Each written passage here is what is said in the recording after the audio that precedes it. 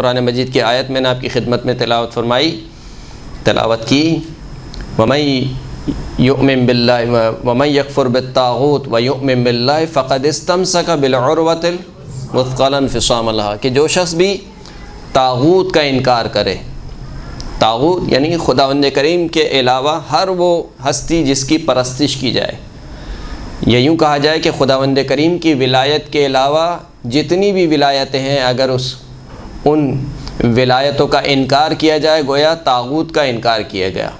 وَمَن يَكْفُرْ بِالطَّاغُوتِ، جو بھی طاغوت کا انکار کرے، وَيُؤْمِن بِاللَّهِ، اور اللہ پر ایمان لائے، فَقَدِ اسْتَمْسَكَ بِالْعُرْوَةِ الْوُثْقَىٰ، تو وہی وہ شخص ہے کہ جس نے ایک مضبوط رسی کو تھام لیا۔ مضبوط رسی کب تھامے گا؟ طاغوت کا انکار کرے گا اور اللہ پر ایمان لائے گا، یعنی جب تک دو کام نہیں کرے گا اس کا مطلب یہ کہ وہ مضبوط رسی کو تھامے ہوئے نہیں ہے۔ پھر میں نے سورہ احزاب کی 2 آیتیں آپ کی خدمت میں پیش کی جو کہ پے در پے ہیں۔ ایک آیت جو کہ آیت درود ہے، بہت ہی مشہور و معروف ہے، اسی کے فوراً بعد جو دوسری آیت ہے وہ کیا ہے؟ ان الذین یؤذون اللہ ورسولہ لعنہم اللہ فی الدنیا والآخرہ، جو شخص بھی اللہ اور اللہ کے رسول کو اذیت دیتا ہے۔ غالباً کسی گفتگو میں نے آپ کی خدمت میں عرض کیا تھا کہ اللہ کو کوئی اذیت نہیں پہنچتی، یعنی اللہ نعوذ باللہ ہماری طرح جسم نہیں رکھتا ہے اور ہماری طرح احساسات نہیں رکھتا ہے کہ آج اگر کسی نے نماز نہیں پڑھی تو مثال کے طور پر اس کا منہ پھول جائے یا ناراض ہو کے بیٹھ جائے مثال کے طور پر، یا اس کو اذیت پہنچے جیسے ہمارا دل دکھتا ہے نعوذ باللہ۔ خدا کے اوپر کیفیات طاری نہیں ہوتی ہیں، کیفیات کے لیے جسم چاہیے ہوتا ہے، خدا جسم سے مبرہ ہے۔ اب جب خدا کہہ رہا ہے کہ وہ ان الذین یؤذون اللہ، جو اللہ کو اذیت پہنچاتے ہیں، اللہ کو اذیت کیسے پہنچے گی؟ ورسولہ، یعنی جس نے اللہ کے نمائندے کو اذیت پہنچائی گویا اس نے اللہ کو اذیت پہنچائی۔ تو جو شخص بھی اللہ اور اللہ کے رسول کا اذیت پہنچاتا ہے لعنہم اللہ فی الدنیا والآخرہ، خداوند کریم اس کے اوپر دنیا میں بھی لعنت بھیجتا ہے اور آخرت میں بھی لعنت بھیجتا ہے۔ وَأَعَدَّ لَهُمْ عذاباً مہینا، اور ایسے افراد کے لیے خداوند کریم آخرت میں ایک رسوا کر دینے والا عذاب اس نے تیار کر رکھا ہے۔ کن لوگوں کے لیے؟ جنہوں نے اللہ کو اذیت پہنچائی اور اللہ کے رسول کو اذیت پہنچائی۔ اب اللہ کے رسول کو اذیت پہنچانا کیا ہے؟ اذیت پہنچانا کسے کہیں گے؟ بہت سے طریقے ہیں کہ مثال کے طور پر اذیت پہنچ سکتی ہے کسی کو۔ مثال کے طور پر اگر آپ جسمانی طور پر اذیت پہنچانا چاہیں تو یہ الگ اعتبار سے، الفاظ کے اعتبار سے مثال کے طور پر نعوذ باللہ کسی کو برا بھلا کہیں تو اس کو اذیت پہنچتی ہے، یا اس کی اولاد کو مثال کے طور پر برا بھلا کہیں تو اس کو اذیت پہنچتی ہے۔ لیکن خداوند کریم اپنے رسول کے حق میں کتنی اذیت برداشت نہیں کر سکتا، یہ سوچنے کی بات ہے۔ یا ایھا الذین آمنوا لا تدخلوا بیوت النبی الا ان یؤذن لکم الی طعام غیر ناظرین اناہ، اے ایمان والو نبی کے گھروں میں داخل نہ ہو الا ان یؤذن لکم، نبی کے گھروں میں داخل نہ ہو مگر یہ کہ تمہیں اجازت مل جائے۔ کس چیز کی اجازت مل جائے؟ الی طعام غیر ناظرین اناہ، دعوت دیں، خود رسول خدا تم کو دعوت دیں کھانے کی، اور جب کھانے کی دعوت کے لیے آ جاؤ تو غیر ناظرین اناہ، بار بار پتیلی کو مت تکتے رہو۔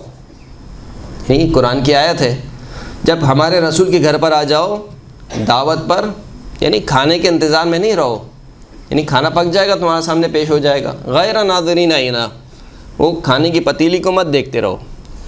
ولیکن اذا دعیتم فادخلوا، لیکن جب تمہیں دعوت دی جائے فادخلوا، تو پھر ہمارے رسول کے گھروں میں داخل ہو جاؤ۔ فاذا طعمتم، جب کھانا کھا لو، یعنی ایک مرتبہ دعوت مل گئی، اب دعوت کھانے کے بعد تم نے کھانا کھا لیا، ماشاء اللہ سیر ہو گئے، فانتشروا، جیسے ہی کھانا کھا لو اٹھ جاؤ فوراً سے، ہمارے رسول کے بعد بیٹھ کے گپے مت مارو، اٹھ جاؤ۔ ولا مستأنسین لحدیث، یہ میں نے اس کا محاورتی یعنی بالکل سلیس ترجمہ کیا ہے، غیر مستأنسین لحدیث، یعنی اس آس میں بیٹھے نہ رہو کہ ابھی تو ہم اور گفتگو کریں گے، یعنی تھوڑی کچہری لگائیں گے، وقت بہت ہے۔ ان ذالکم کان یؤذی النبی، یہ جو تمہارا کام ہے یہ ہمارے نبی کو اذیت پہنچاتا ہے۔ کیا کام؟ کہ بغیر اجازت کے داخل ہو جانا، پہلی بات۔ دوسری بات، اگر اجازت مل بھی جائے تو پتیلی کو تکتے مت رہنا، دوسری بات۔ تیسری بات، اگر تم کھانا کھا چکو تو فوراً سے اٹھ جاؤ، ہمارے رسول کے پاس فوراً سے بیٹھے نہ رہو۔ کیوں؟ کان ذالکم یؤذی النبی، یہ جو تمہارا فعل ہے یہ چیز کیا کرتا ہے؟ ہمارے نبی کو اذیت پہنچاتا ہے۔ یہ اذیت بھی اللہ کو برداشت نہیں ہے، یعنی اتنی اذیت بھی خداوند کریم کو برداشت نہیں ہے۔ تو جس خداوند کریم کو اپنے رسول کی اتنی اذیت برداشت نہ ہو، کیا اس خداوند کریم کو برداشت ہوگا کہ اس کی بیٹی کا گھر جلایا جائے، اس کی بیٹی کے پسلیوں پر جلتا ہوا دروازہ گرایا جائے، اس کی بیٹی کے بیٹے کو ساقط کیا جائے؟ کیا یہ چیزیں برداشت ہوں گی؟ کیا اس کو برداشت ہوگا کہ وہ رسول کا جو نواسا ہے اس کو زہر دیا جائے، اس کے جنازے پر تیر برسائے جائیں؟ کیا اس اللہ کو یہ برداشت ہوگا کہ اس رسول کے نواسے کا سر کاٹ کے نیزے پر بلند کیا جائے، کوفہ و شام کے بازاروں میں پھرایا جائے، اس کی نواسیوں کو رسن بستہ کوفہ و شام کے بازاروں میں پھرایا جائے؟ کیا یہ خداوند کریم کو برداشت ہوگا؟ ان کی اذیت رسول اللہ کی اذیت ہے۔ اگر آپ کسی کو کہتے ہیں، مثال کے طور پر آپ کہیں کہ بھائی مولانا صاحب کو اذیت نہیں پہنچائیں، اور کوئی شخص آپ کے سامنے میرے بیٹے کو مارے، تو آپ کیا کہیں گے؟ میرے بیٹے کی اذیت میری اذیت ہے۔ تو وہ حسین جس کے لیے خود رسول اللہ نے کہا ہو کہ حسین منی و انا من الحسین، یعنی نیزے پر جو سر ہے یہ حسین کا سر نہیں ہے، یہ رسول اللہ کا سر ہے۔ کوئی اس خام و خیال میں نہ رہے کہ ہم نے تو حسین کو مارا ہے، تم نے حسین کو نہیں مارا، تم نے رسول اللہ کو مارا ہے۔ جو عبید اللہ ابن زیاد، جو یزید حسین کے لبوں پر چھڑی مار رہا ہے، وہ حسین کے لبوں پر چھڑی نہیں مار رہا، وہ رسول اللہ کے لبوں پر چھڑی مار رہا ہے۔ یہ فاطمہ جس کے بارے میں رسول اللہ فرماتے ہیں کہ فاطمہ تو بضعۃ منی، فاطمہ میرا ٹکڑا ہے، یؤذینی ما آذاہا، جو چیز بھی فاطمہ کو اذیت پہنچاتی ہے وہ مجھے اذیت پہنچاتی ہے۔ فاطمہ تو بضعۃ منی، فاطمہ میرا ٹکڑا ہے، یعنی متواتر احادیث اور صحیح السند احادیث، یعنی اس سے بڑھ کر اور کیا ہوگی کہ مسلمانوں کی صحیح کتابوں میں یہ حدیث نقل ہوئی ہے کہ جو چیز بھی فاطمہ کو اذیت پہنچاتی ہے وہ مجھے اذیت پہنچاتی ہے۔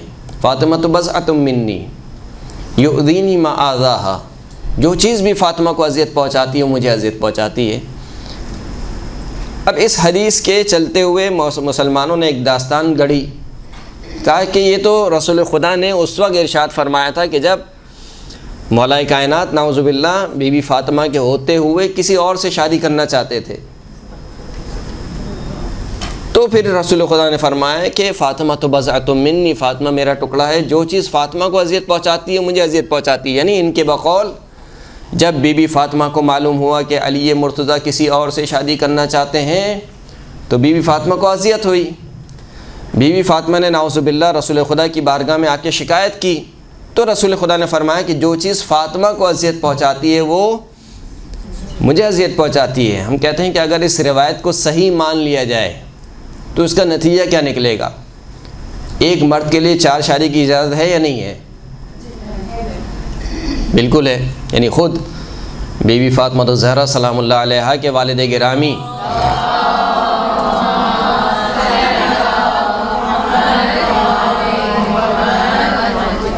جس شریعت کو لے کر آئے ہیں اس شریعت میں ایک مرد کو حق دیا گیا ہے کہ وہ 4 شادی کر سکتا ہے۔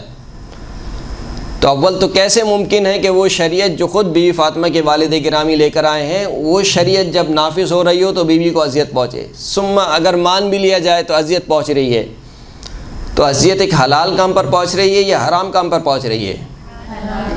حلال کام پہ۔ آپ کے بقول حلال کام پر بھی رسول اللہ نے کیا کہا؟ یؤذینی ما آذاہا۔ اب اگر مان بھی لیا جائے کہ ایک حلال کام پر اذیت پہنچ رہی تھی اور یہ حلال کام پر جو اذیت پہنچ رہی تھی یہ بھی رسول اللہ کو برداشت نہیں ہوئی، تو اگر مان بھی لیا جائے کہ مثال کے طور پر فدق بی بی فاطمہ کا حق نہیں تھا، مان بھی لیا جائے، اور پھر بی بی فاطمہ کو اذیت پہنچ رہی ہے تو رسول اللہ کو اذیت پہنچ رہی ہے نہیں پہنچ رہی ہے؟ جس طریقے سے یہاں پر اذیت پہنچ رہی ہے وہاں پر بطریق اولا اذیت پہنچ رہی ہے۔ وہاں پر تو آپ کہہ دیتے کہ نہیں یہ تو بی بی فاطمہ کا حق نہیں تھا، وہ ناحق ناراض تھیں، حالانکہ حدیث میں کوئی قید بیان نہیں کی کہ جب میری فاطمہ ناحق کسی سے ناراض ہو یا باحق کسی سے ناراض ہو تو اس کی ناراضگی اللہ کی ناراضگی ہے، اور اگر باحق کسی سے راضی ہو تو اس کی رضایت اللہ کی رضا ہے۔ ایسا نہیں ہے، مطلقاً حدیث ہے، مطلقاً حدیث ہے، یا فاطمہ ان اللہ یرضی لرضاک ویغضب لغضبک، اے فاطمہ تیرے راضی ہونے سے اللہ راضی ہو جاتا ہے، یعنی مطلقاً ہے۔ تیرے راضی ہونے سے یعنی کیا مطلب؟ یعنی اس کا مطلب یہ ہے کہ فاطمہ جب بھی کسی سے راضی ہوں گی باحق راضی ہوں گی، اور جب بھی کسی پر ناراض ہوں گی باحق ناراض ہوں گی۔ یہ ہو ہی نہیں سکتا کہ فاطمہ کسی سے ناحق ناراض ہو جائیں۔ ایک صلوات پڑھیں محمد و آل محمد۔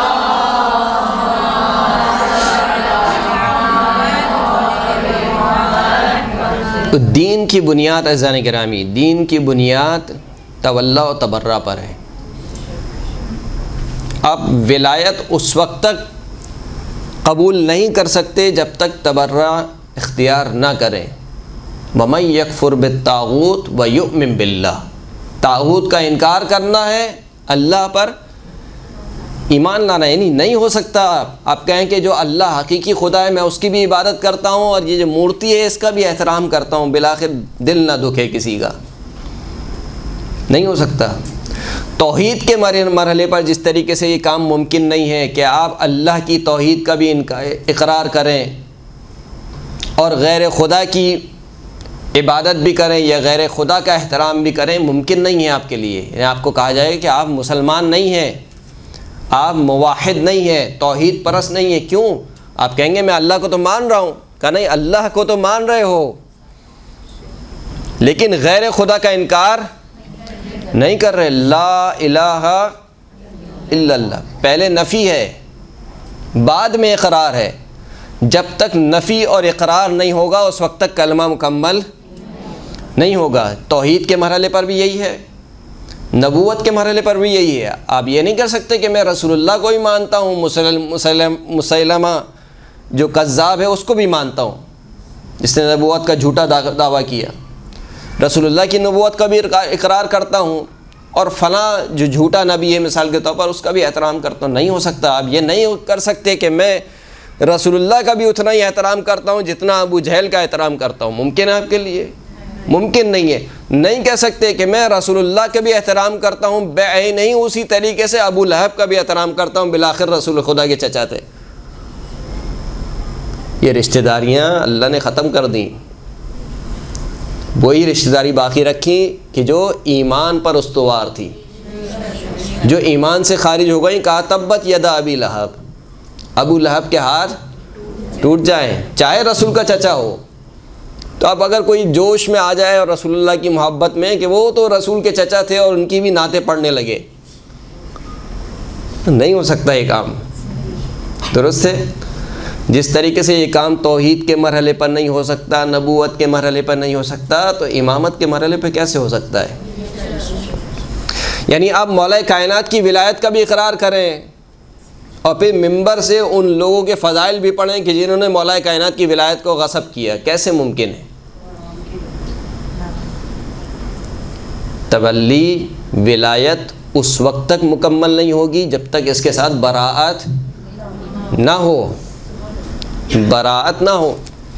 قرآن مجید بھری پڑھی ہیں قرآن مجید کی آیتیں۔ اب ایسے موقع پر کچھ لوگوں کو اخلاقیات یاد آ جاتے ہیں۔ مومن کو زیب نہیں دیتا وہ کسی کو برا بلا کہے، وہ آپ کا اخلاق رسول اللہ کے اخلاق سے بہت زیادہ ہے۔ رسول اللہ فرماتے ہیں کہ بارے میں خود قرآن مجید کہتا ہے کہ انک لعلی خلق عظیم، اے حبیب آپ اخلاق کی عظیم منزلت پر فائز ہیں۔ وہ جو رسول اخلاق کی عظیم منزلت پر فائز ہے وہ رسول جنگ خندق میں عمر بن عبدود جب وہ چیخ چیخ کے پکار رہا تھا کہ اے مسلمانوں تم میں سے کوئی ہے جو میرے مقابلے پر آئے، اور رسول کی گود میں بیٹھے ہوئے مسلمان بجائے کہ جاتے اس سے اس کا قصیدہ پڑھنے لگے، اس کی شجاعت کے گن گانے لگے، کہ یہ تو اتنا شجاع ہے کہ ایک ہاتھ سے اونٹنی کو اٹھا لیتا ہے، اونٹنی کو ڈھال بنا لیتا ہے۔ 3 مرتبہ اس نے پکارا، 3 مرتبہ رسول اللہ نے کہا کہ کون ہے جائے گا؟ ایک ہی شخص کھڑا ہوا کہ جس کا نام تھا ابو طالب کا بیٹا علی ابن ابی طالب۔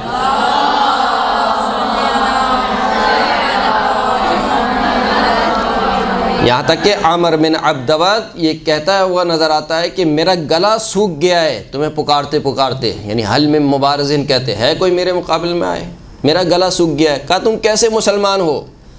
تم کہتے ہو کہ اگر میری تلوار سے مارے گئے تو شہید، مجھے مار دیا تو غازی، یعنی دونوں صورتوں میں جیت تمہاری ہے، پھر بھی نہیں آتے میرے پاس۔ اور تینوں دفعہ رسول خدا کیا فرماتے تھے؟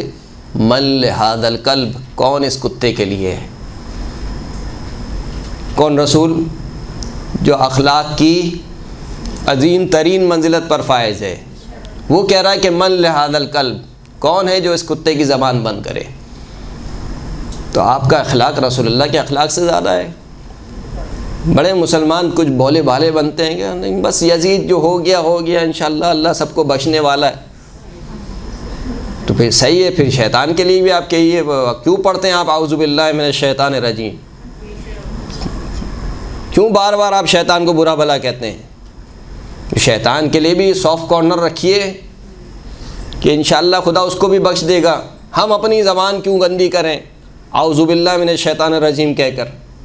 وہ قرآن مجید کی آیتیں بھری پڑی ہیں، بار بار ظالمین پر لعنت ہو رہی ہے۔ البتہ یہ لعنت کے معنی یہ نہیں ہے جو ہم اردو زبان میں لعنت کے معنی لیتے ہیں، نہیں، اردو زبان میں اب کسی بھی ہم کہتے ہیں تجھ پر لعنت ہو، نہیں، ایک طریقے سے فوش اور گالی سمجھی جاتی۔ عربی زبان میں فوش اور گالی سے بڑھ کر ہے، یعنی کیا مطلب؟ یعنی آپ کہتے ہیں کہ اللہ تجھے رحمت الہی سے دور کرے، یعنی یہ چیز شاید نہیں بلکہ یقیناً ایک گالی سے، فوش ترین گالی سے بڑھ کر ہے کہ آپ کسی کے لیے دعا کریں، بد دعا کریں کہ خدا تجھے رحمت الہی سے کیا کرے؟ دور کر دے۔ یعنی رحمت الہی اگر کسی کے پاس نہیں رہی تو کیا بچے گا؟ کچھ بھی نہیں بچے گا۔ تو یہ تبرہ، جب ہم تبرے کا نام سنتے ہیں تو کیونکہ کچھ ہماری بھی کچھ غلطیاں ہیں، بہرحال اس میں اعتراف کرنا چاہیے، کچھ ایسی محافلیں ہوئی ہیں کہ جس میں اس عظیم عبادت کے صورت کو بگاڑ دیا ہے۔ تبرہ عظیم عبادت کا نام ہے زن گرامی، یعنی جس طریقے سے ولایت عبادت ہے، تبرہ بھی کیا ہے؟ مقدس عبادت ہے۔ یعنی تبرہ ذہنی تفریح کا نام نہیں ہے کہ آپ کہیں کہ میں دل کی بھڑاس نکال رہا ہوں خالی، یعنی کسی نے مثال کے طور پر آپ کو سنا دیا اور کبھی موقع لگا ہو تو آپ کیا کرتے ہیں؟ یعنی سناتے ہیں اس کو۔ کیوں سناتے ہیں؟ دل کی بھڑاس نکالنی۔ بھائی دل کی بھڑاس میں اس وقت نکالوں جب میری کوئی ذاتی دشمنی ہو۔ ہماری کسی سے کوئی ذاتی دشمنی ہے؟ کوئی ذاتی دشمنی نہیں ہے، ہم تو رسول اللہ کی سنت پر عمل کر رہے ہیں۔ رسول اللہ نے کہا کہ میرے اہل بیت سے محبت رکھو، محبت کا تقاضا یہ ہے کہ ان کے دشمنوں سے دشمنی رکھو، یعنی محبت اس وقت تک پوری نہیں ہوگی جب تک ان کے دشمنوں سے دشمنی نہ رکھی جائے۔ تو تولا اور تبرہ جب تک آپس میں نہیں ملیں گے یہ دین کی اساس مکمل نہیں ہوگی۔ اسی لیے زیارت عاشورہ میں آپ کیا پڑھتی ہیں کہ اے خدا میں تجھ سے قریب ہونا چاہتا ہوں، کس چیز کے ذریعے سے؟ امام حسین کے دشمنوں سے براعت کے ذریعے۔ یعنی کیا مطلب؟ یعنی تقرب الہی کا ذریعہ ہے تبرہ، اگر اسی طریقے سے انجام پائے جس طریقے سے معصومین نے انجام دیا ہے، اسی طریقے سے انجام پائے۔ تولا و تبرہ، اگرچہ کہ تبرہ و تولا کا اظہار کہاں کرنا ہے، کیسے کرنا ہے، یہ ایک فرعی مسئلہ ہے، لیکن اصل تبرہ اور اصل تبرہ جو عقیدہ ہے، یہ عقیدہ درست ہونا چاہیے۔ ممکن ہے کہ کسی جگہ پر خود امام کہیں کہ تم نے کیا کام کیا، جیسے کہ ہوا ہے، ایک شخص امام کی خدمت میں آیا، کہا کہ کوفے میں آپ کا ایک چاہنے والا ہے اور وہ کھلے عام تبرہ کرتا ہے۔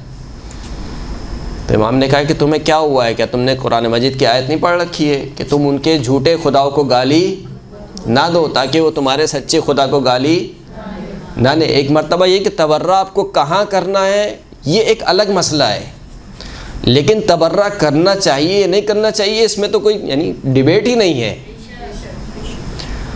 آپ کے دل میں دشمنان اہل بیت اطہار اول سے آخر تک ان کے لیے سافٹ کارنر نہیں ہونا چاہیے۔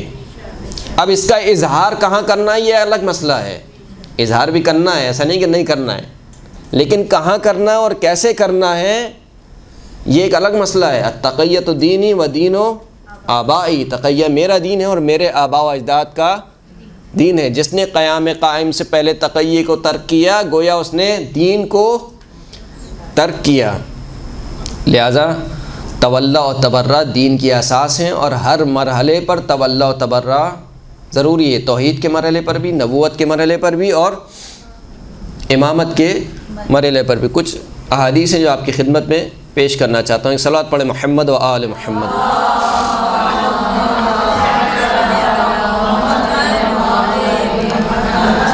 تفسیر قرقمی میں ابو الجارود سے روایت کی ہے، امام پنجم سے، خداوند کریم کے اس قول کی تفسیر میں، ما جعل اللہ لرجل من قلبین فی جوفہ، خداوند کریم نے کسی شخص کے اندر دو دل نہیں رکھے ہیں۔ خداوند کریم نے کسی شخص کے اندر دو دل نہیں رکھے ہیں۔ اس کی تفسیر میں امام نے فرمایا فَيُحِبُّ هَذَا وَيُبْغِضُ بِهَذَا فَأَمَّا مَحَبَّتُنَا فَيُخْلِصُ الْحُبَّ لَنَا كَمَا يَخْلُصُ الذَّهَبُ بِالنَّارِ لَا قَدْرَ فِيهِ مَنْ أَرَادَ أَنْ يَعْلَمَ حُبَّنَا فَلْيَمْتَحِنْ قَلْبَهُ فَإِنْ شَارَكَهُ فِي حُبِّنَا حُبَّ عَدُوِّنَا فَلَيْسَ مِنَّا وَلَسْنَ مِنْهُ وَاللَّهُ عَدُوُّهُمْ وَجِبْرَائِيلُ وَمِيكَائِيلُ وَاللَّهُ عَدُوٌّ لِلْكَافِرِينَ۔ فرمائے کہ اس کا مطلب کیا ہے؟ اس کا مطلب یہ ہے کہ بس جب خداوند کریم کہہ رہا ہے کہ ہم نے کسی شخص کے اندر دو دل نہیں رکھے ہیں تو بس وہ ایک سے محبت رکھے گا یقیناً اور دوسرے سے کیا رکھے گا؟ بغض رکھے گا۔ جو ہماری محبت ہے بس اس محبت کو ہمارے لیے خالص کر دو، امام فرماتے ہیں اہل بیت اطہار کی محبت کو ہمارے لیے خالص کر دو، بالکل ایسے ہی کہ جس طریقے سے سونے کو آگ میں جلا کر خالص کیا جاتا ہے، یعنی خالص سونا جو نکلتا ہے معدنیات سے اس کو آگ میں جلایا جاتا ہے، بھٹی میں اس کو جلایا جاتا ہے، تو جب جلایا جاتا ہے تو اس کا جتنا بھی جو ناخالص ہوتا ہے وہ جل جاتا ہے اور خالص سونا باقی رہ جاتا ہے۔ پھر امام فرماتے ہیں کہ جو شخص بھی یہ چاہتا ہے کہ وہ یہ جانے کہ آیا وہ ہمارا محب ہے یا نہیں ہے، یعنی اس کے دل میں ہماری محبت ہے یا نہیں ہے، تو اس کو کیا کرنا چاہیے؟ بس اپنے دل کا امتحان لے۔ کیسے امتحان لے؟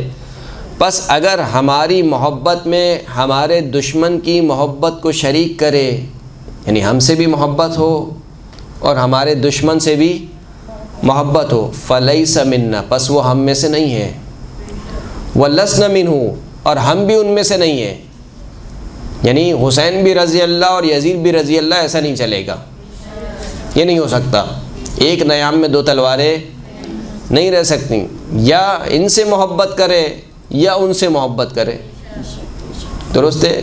اب یہ میں امام حسین کے اعتبار سے پیش کر رہا ہوں تو یہ بہت عام ہے، اس کو لے جائیے اوپر تک۔ واللہ عدوہم، اللہ بھی ان کا دشمن ہے، جبرائیل اور میکائیل، اور خداوند کریم کافرین کا دشمن ہے۔ اسی طریقے سے کتاب خصال کی طویل روایت ہے امام جعفر صادق علیہ السلام سے،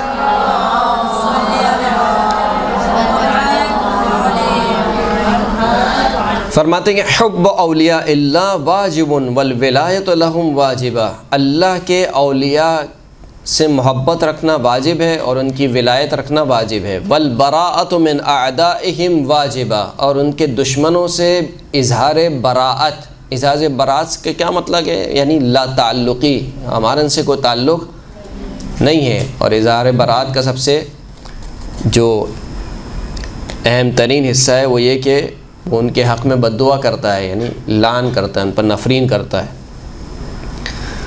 والبراءۃ من اعدائہم واجبۃ ومن الذین ظلموا آل محمد صلی اللہ علیہ وہتکوا حجابہ، ان لوگوں سے بھی براءت واجب ہے جنہوں نے آل محمد پر ظلم ڈھایا، وہتکوا حجابہ، جس نے آل محمد صلی اللہ علیہ وآلہ وسلم کے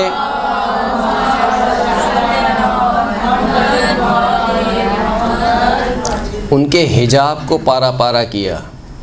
کس بات کی طرف اشارہ ہے؟ یہ بی بی فاطمہ کی حرمت کی طرف اشارہ ہے۔ وَأَخَذُوا مِن فَاطِمَةَ فَدَقَ، ان لوگوں سے بھی برات واجب ہے جنہوں نے فاطمہ سے فدق چھین لیا۔ وَمَنَعُوهَا مِيرَاثًا، ان لوگوں سے بھی برات واجب ہے جنہوں نے فاطمہ کی میراث کو منع کیا۔ وَغَصَبُوهَا، اور فاطمہ کی میراث کو غصب کر لیا۔ وَزَوْجَهَا حُقُوقَهُمَا، اور فاطمہ کے جو شوہر ہیں ان کے حق کو غصب کیا۔ وَهَمُّوا بِإِحْرَاقِ بَيْتِهَا، اور جنہوں نے فاطمہ کے گھر کو جلانے کی کوشش کی۔ وَأَسَّسُوا الظُّلْمَ، اور جنہوں نے ظلم کی بنیاد رکھی۔ ظلم کی بنیاد کب رکھی گئی؟ سقیفہ میں۔ وَأَسَّسُوا الظُّلْمَ وَغَيَّرُوا سُنَّةَ رَسُولِ اللَّهِ، اور جنہوں نے رسول اللہ کی سنت کو بدل دیا۔ ان تمام افراد سے کیا براءت واجب ہے۔ وَالْبَرَاءَةُ مِنَ النَّاكِثِينَ وَالْقَاسِطِينَ وَالْمَارِقِينَ واجبہ، ناکثین سے، قاسطین سے اور مارقین سے بھی براءت کیا ہے؟ واجب ہے۔ ناکثین کون ہے؟ جنہوں نے بیعت توڑی۔ کنہوں نے بیعت توڑی؟ ناکثین، قاسطین اور مارقین، تین جنگیں مولا کائنات نے لڑی ہیں، صفین، جمل اور ان تمام افراد سے کیا ہے؟ براءت واجب ہے۔ اس سے زیادہ کھل کے اور کیا پڑھوں میں؟ والبراءۃ من الانساب والازلام وائمۃ الضلال وقادۃ الجور کلہم اولہم وآخرہم واجبہ، تمام افراد سے، ان کے اول ان کے آخر سے براءت کیا ہے؟ واجب ہے۔ والبراءۃ من جمیع قتلۃ اہل البیت واجبہ، تمام اہل بیت اطہار کے قاتلوں سے براءت کیا ہے؟ واجب ہے۔ والولایۃ للمؤمنین الذین لم یغیروا ولم یبدلوا بعد نبیہم واجبہ، اس طریقے سے ان سے براءت واجب ہے، اس طریقے سے مومنین کے ساتھ ولایت کیا ہے؟ واجب ہے۔ یہ پوری ایک حدیث ہے۔ اس کے بعد امام فرماتے ہیں کہ من جالسنا، ایک صلوات پڑھیں محمد وآل محمد۔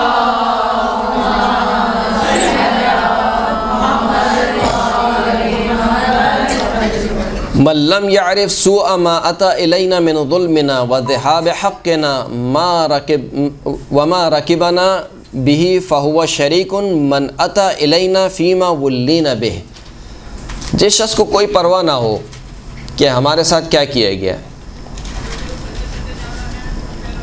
جس طریقے سے آج کل ہوتا ہے۔ کیا ہوتا ہے آج کل؟ بس چھوڑیں، جو ہو گیا ہو گیا، اب اس کو پرانی باتوں کو ریدنے کا کیا فائدہ؟ ہو گیا، مولا کا حق غصب ہو گیا، کیا کر سکتے ہیں؟ یہ فاطمہ پہ ظلم ڈھائے گئے، بس ان باتوں کو چھوڑ دیں۔ آپ نے کیا کرنا ہے اس کو یاد رکھیں۔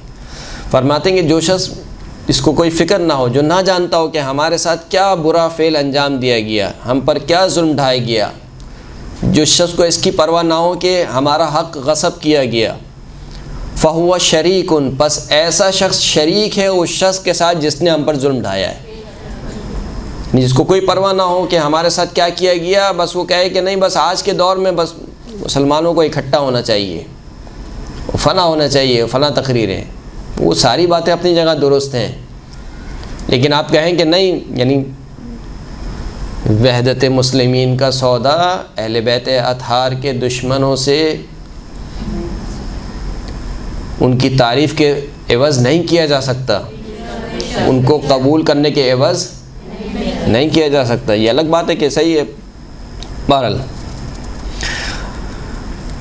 اپنے اصحاب سے رسول اللہ نے پوچھا کہ ایُّ عُرَى الایمان اوثق، فقالوا اللہ ورسولہ اعلم، فرمایا کہ ایمان کی کون سی رستی سب سے زیادہ مضبوط اور محکم ہے؟ تو اصحاب نے کہا کہ اللہ اور اس کے رسول زیادہ بہتر جانتے ہیں۔ تو رسول اللہ نے کہا کہ بتاؤ، یعنی میں تم لوگوں سے پوچھنا چاہتا ہوں۔ فقالوا یا ابن رسول اللہ، تو یہ چھٹے امام کی حدیث ہے، تو کہا کہ اے رسول اللہ کے بیٹے، الصلاۃ، کہا کہ نماز جو ہے وہ سب سے محکم ترین رسی ہے۔ امام نے فرمایا کہ ان للصلاۃ فضلا ولکن لیس بالصلاۃ، یقیناً نماز کی اپنی فضیلت ہے، لیکن نماز سب سے مضبوط رسی نہیں ہے۔ قالوا الزکوٰۃ، کہا کہ زکوٰۃ، پھر امام نے کہا کہ یقیناً زکوٰۃ جو ہے وہ بافضیلت چیز ہے، لیکن زکوٰۃ بھی وہ رسی نہیں ہے۔ پھر کہا کہ ماہ رمضان کے روزے کا، یقیناً ماہ رمضان کے روزوں کی فضیلت ہے، لیکن ماہ رمضان کے روزے بھی نہیں ہیں۔ پھر کہا کہ حج اور عمرہ، امام نے فرمایا کہ ان کی فضیلت اپنی جگہ، لیکن حج اور عمرہ بھی نہیں۔ پھر کہا کہ جہاد کی یقیناً اپنی فضیلت ہے، لیکن جہاد بھی سب سے مضبوط رسی نہیں ہے۔ جب یہاں تک پہنچے تو پھر کہا کہ اب امام آپ خود ہی بتا دیجئے کہ کون سی ایمان کی رسی سب سے زیادہ مضبوط ہے۔ فقال، تو امام نے فرمایا قال رسول اللہ نے فرمایا کہ ان اوثق عر الایمان، ایمان کی سب سے مضبوط رسی الحب فی اللہ والبغض فی اللہ، اللہ کے لیے کسی سے محبت کرنا اور اللہ کے لیے کسی سے بغض رکھنا۔ وتوال ولی اللہ وتعاد عدو اللہ، اور اللہ کا جو ولی ہے اس کی ولایت کا اقرار کرنا، اور اللہ کا جو دشمن ہے اس سے دشمنی رکھنا، یہ سب سے مضبوط ترین رسی ہے۔ ایک شخص امام کی خدمت میں پہنچا اور فرمایا کہ ان فلانا یوالی کا الا انہ یضعف عن البراءۃ من عدوکم، فلاں شخص ہے جو آپ سے محبت تو کرتا ہے لیکن آپ کے دشمنوں سے براءت میں تھوڑا سا کمزور ہے، یعنی ان کے لیے بھی سافٹ کارنر رکھتا ہے۔ فقال حیات کذب من ادعى محبتنا ولم يتبرأ من عدونا، کتنا بعید ہے، جھوٹا ہے وہ شخص جو ہماری محبت کا دعویٰ کرے لیکن ہمارے دشمنوں سے براءت نہ رکھے۔ وہ شخص کیا ہے؟ جھوٹا ہے۔ شخص امام کی مولا کائنات کی خدمت میں حاضر ہوا اور کہا کہ احبک و احب فلانا، آپ سے بھی محبت رکھتا ہوں اور فلاں سے بھی محبت رکھتا ہوں۔ امام کے بعض دشمنوں کا نام لیا۔ فقال، امام نے فرمایا کہ اما الآن فانت اعور، ابھی تو کاڑا ہے، ایک آنکھ والا ہے۔ فاما ان تعمى واما ان تبصر، یا تو پورا اندھا ہو جا، یعنی ہم سے محبت نہ رکھ، ہمارے دشمنوں سے ہی محبت رکھ، واما ان تبصر، یا پورا بینا ہو جا، یعنی جب ہماری محبت رکھی ہے تو فقط ہم سے ہی محبت رکھ، ہمارے دشمنوں سے محبت نہ رکھ۔ تو یہ جو میں نے پوری مقدمہ چینی آپ کے لیے کی، وہ کس لیے کی کہ اہل بیت اطہار کے دشمنوں سے براءت رکھنا کیا ہے؟ واجب ہے، ضروری ہے، ایمان کا حصہ ہے، یعنی ایمان مکمل نہیں ہو سکتا۔ جو کام آج کل کیے جا رہے ہیں وہ بہرحال خدا کے بارگاہ میں جواب دہ ہیں، لیکن تقیہ ایک اپنی جگہ ہے، اس سے کوئی انکار نہیں ہے۔ کہاں پر اظہار برات ہونے چاہیے، کس طریقے سے اظہار برات ہونی چاہیے، اس سے کوئی انکار نہیں ہے، لیکن آپ ایک ایسا کام کریں کہ جس سے مومنین کے دلوں میں اہل بیت اطہار کے دشمنوں کی محبت کو پیدا کریں۔ آپ کہیں کہ فلاں خلیفہ نے بھی اچھا کام کیا، اس خلیفہ کے اچھے کام یہ تھے، بھائی آپ کیوں گنوا رہے ہیں اس کے اچھے کام؟ اول تو تھے نہیں، وہ تھے بھی تو کیوں گنوا رہے ہیں؟ یعنی چاہتے کیا ہیں؟ یعنی ہمارے دل میں ان کی محبت پیدا ہو، محبت ڈالنا چاہتے ہیں، یعنی کیا مجھے سمجھ نہیں آتی کہ کیا مصلحت ہے کہ خلفاء کے کاموں کو پیش کیا جائے، وہ بھی ہمارے سامنے کو پیش کرنا ہے صحیح، جہاں پر مثال کے طور پر مکس گیدرنگ ہو، وہ مکس گیدرنگ میں آپ پیش کیجیے، آپ دل کھول کے پیش کیجیے، کوئی مسئلہ نہیں ہے۔ نہیں، جہاں خالصتاً شیعوں کی گیدرنگ ہے تو آپ کو کیا لگی پڑی ہے کہ آپ مثال کے طور پر ان خلفاء کے کارنامے گنوا رہے ہیں، اور وہ بھی کارنامے کہہ کر گنوا رہے ہیں جو کارنامے نہیں ہیں، یعنی جو خود اہل سنت کہتے ہیں کہ یہ صحیح کام نہیں کیا، اس کو آپ کارنامے کہہ کے گنوا رہے ہیں۔ کسی خلیفہ کو آپ کہہ دیتے ہیں کہ مومن آل بنی امیہ، بھائی مومن آل بنی امیہ نہیں، کیا عمر بن عبدالعزیز، درست ہے کہ بنو امیہ میں اگر کوئی ڈھنگ کا شخص گزرا ہے تو عمر بن عبدالعزیز ہے، جس نے فدق واپس کیا اور تبرہ بند کرایا، ہم بھی مانتے ہیں، لیکن بالآخر خلافت نہیں دی چوتھے امام کو، جو حق تھا چوتھے امام کا، ناحق بیٹھا ہوا تھا۔